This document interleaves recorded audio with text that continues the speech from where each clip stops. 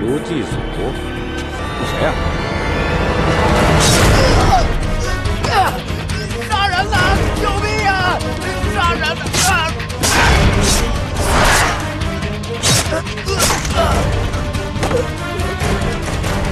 站住！少管闲事。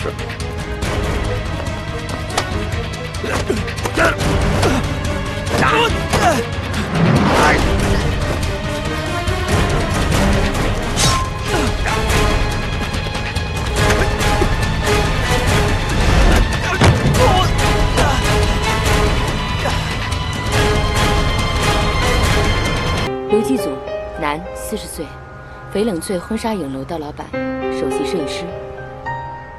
有没有找到目击证人？有，那边2个就是目击证人。凶案发生时，他们2人正在接待前来咨询的顾客，其中有位顾客龙先生，他试图想拦截凶手，没想到被凶手刺伤了。伤得严重吗？还好，没什么。身手不错，学过武术？没有。那你有把握打赢手持凶器的凶手吗？当然没有，只是事情太突然，所以也没考虑后果。你们是本案的重要目击证人，以后少不了麻烦你们。一会儿跟我们到局里去一趟，我们要给犯罪嫌疑人画一个模拟画像，需要你们配合。好，我们一定全力配合。这个是龙应明从那个凶手身上扯下来的外套，这身份证是从外套口袋里搜出来的。李伟，经鉴定过了，这个身份证并非伪造的，确实属于这个叫李伟的人，今年30岁，滨江县陆下乡人，因伤人案坐过5年的牢。现在，这是根据目击者所述描绘的疑凶画像。这2个相比，精准度极高啊！尸检结果出来了吗？啊，已经有了。致命的一刀是刺中胸腔主动脉上，其他的嫌疑暂时还没有发现。根据目击者岳明的口供说，当时凶手逃跑以后，他跑到卢继祖身边，发现卢继祖还没有断气。祖哥，坚持住，坚持住！到底是谁？为什么要杀我？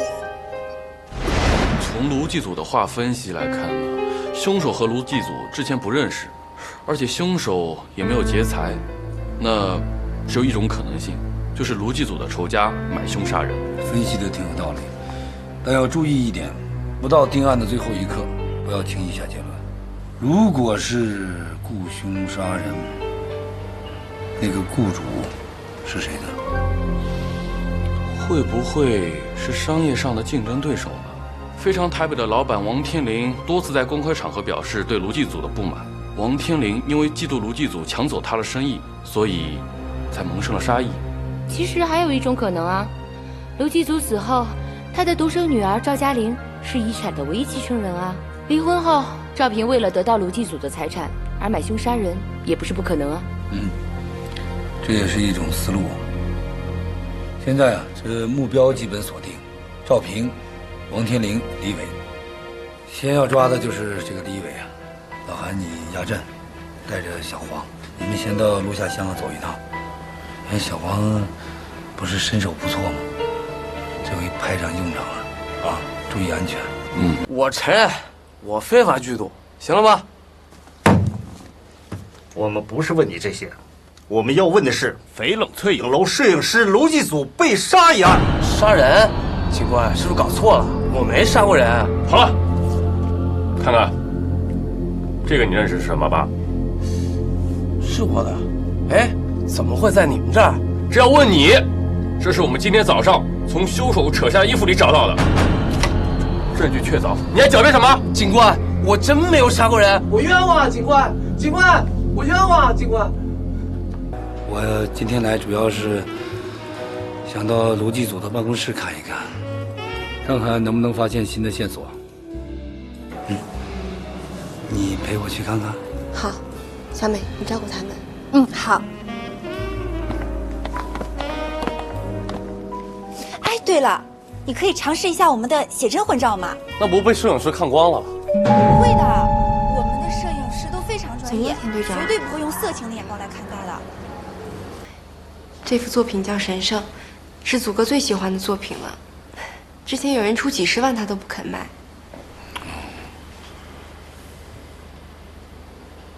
这个人是谁啊？不知道。怎么了？我在想这幅画，似曾相识啊。不会吧？他连脸都没转过来啊！脸只是人的一小部分，不一定非得看脸才能把人认出来。我把他带回去。带回去？可是，一幅画也能破案吗？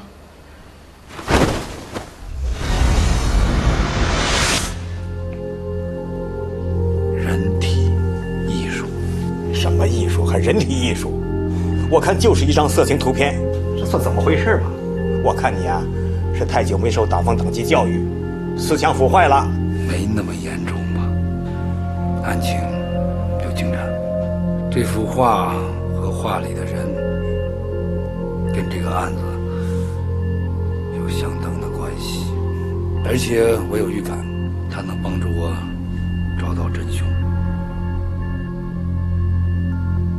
老韩，哎，你跟小朱啊，把那几个目击证人全部给我找来，安排认人。好。田队，按照刑警工作规定，辨认可是要逐一进行的。这样把人混在一起，议论着辨认，结果肯定不科学。警校没白上，不愧是品学兼优。不过我这招，警校可是不教的啊，这叫明知故犯，也可以算是一场刑事技术实验。但是我们之前已经排除了李伟的嫌疑，怎么还把他叫来辨认？说得好，你看看，李伟虽然不是真凶，但他可以把真凶引出来。你看看这几个人的表现，也许会发现一些有趣的东西。你们刚刚指认的那个凶手是这个人吧？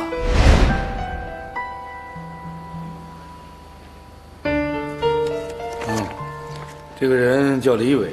当天龙先生从凶手身上扯下了一件衣服，里面有张身份证，就属于这个叫李伟的人的。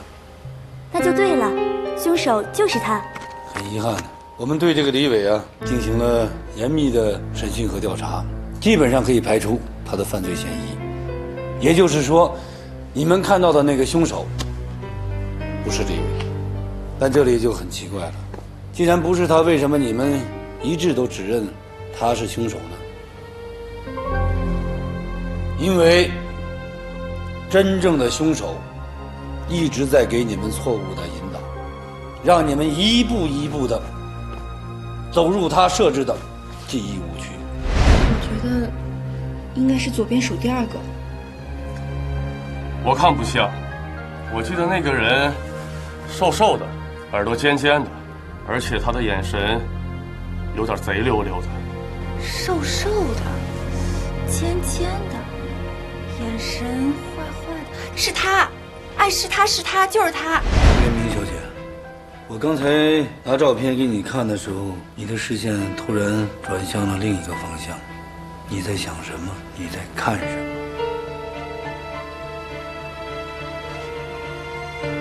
想看看他的反应，对吗？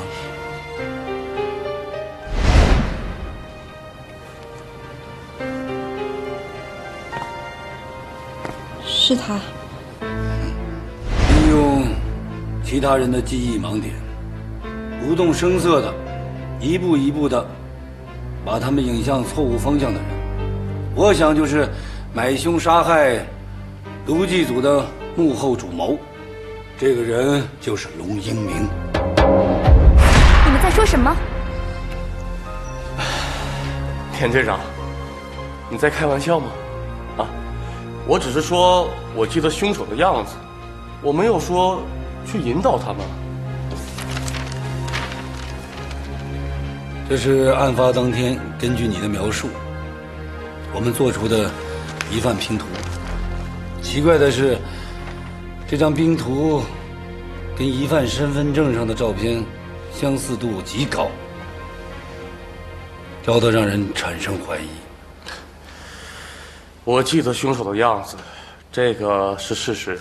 你跟凶手有过近距离的搏斗，所以他们3个认定你看的要比他们清楚，所以他们的判断都是以你为主。你恰恰是利用了这一点来误导他们。田队长，男人嘛，遇到事情比女人镇定，这是很正常的。至于我记得凶手的样子，可能是我的记忆力太好了。你不是记忆力好，你是在之前就见过李伟。我什么时候见过他？上个月。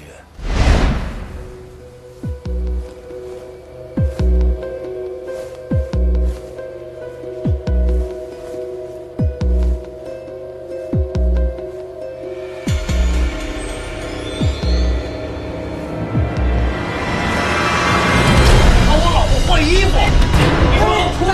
大哥，别！我干嘛来了？看我换衣服，我干嘛了？大哥，别！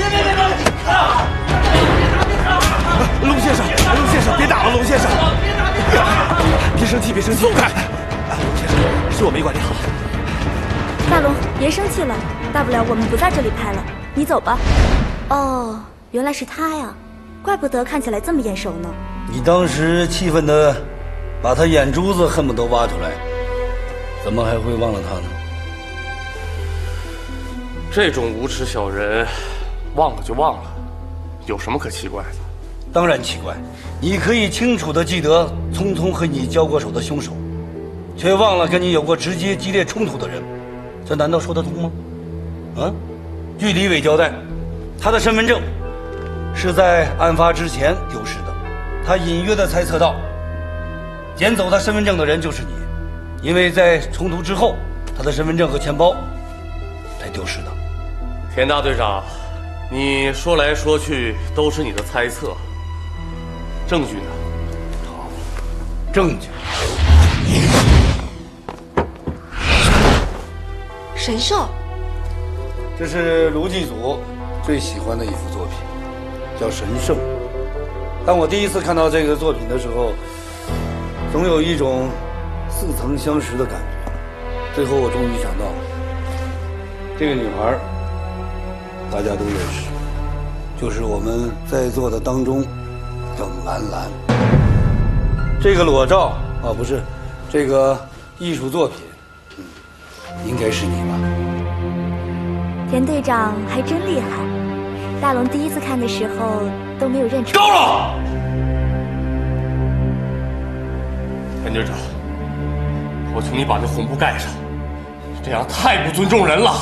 这是人体艺术，有什么不尊重啊？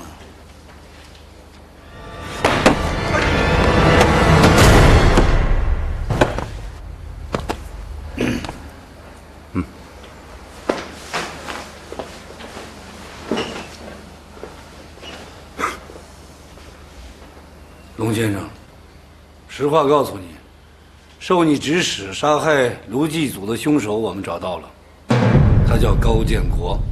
你再这样扛下去，还有意义吗？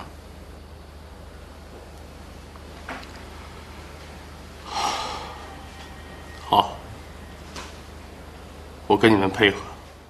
龙一鸣，你承认是你买凶杀害卢祭祖吗？你们人都抓到了，我能不承认吗？但我只是好奇，你是怎么怀疑我的？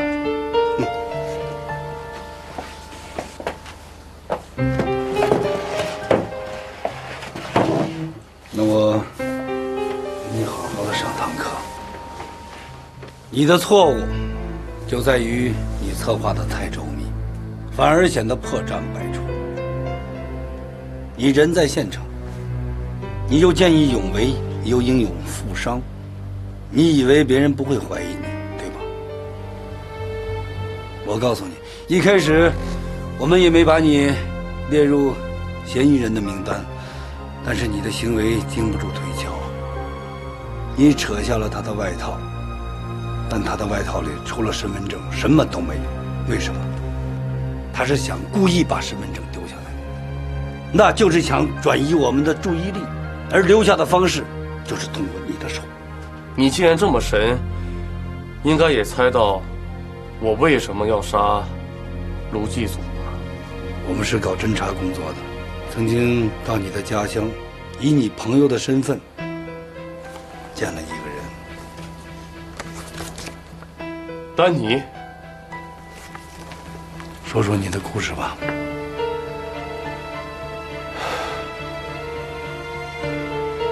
我出生在一个偏僻的农村，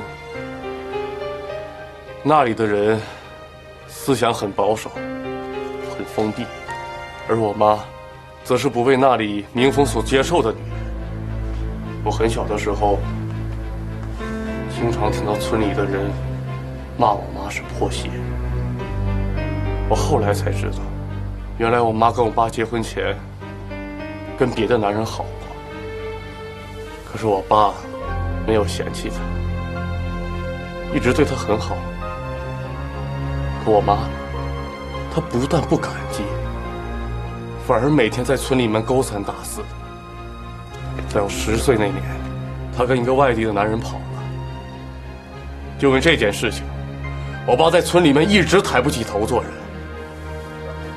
我爸告诉我，以后找老婆一定要找一个贞洁的女人，不然你这一辈子都要受罪。后来我考上了大学，认识了丹妮，她是一个很纯、很善良的女孩，可以说我对她是一见钟情。后来我发了疯似的打听她的消息，最终我知道她是我室友，也是我大学最好兄弟的女朋友。那是挺悲剧啊，跟自己的同学喜欢上了同一个女孩。我当时也挣扎了很久，但是我最终决定一定要追到丹妮。我认可跟周阳闹翻，认可让周围的朋友都唾弃我，最终我如愿了。可是没想到，结婚的那天晚上，大龙，你会不会嫌弃我不是处女啊？怎么会呢？啊，现在都什么时代了，我又不是那种15不化的老顽固。再说，你跟周阳谈恋爱，我是知道的。只要你以后心里面只有我一个就够了。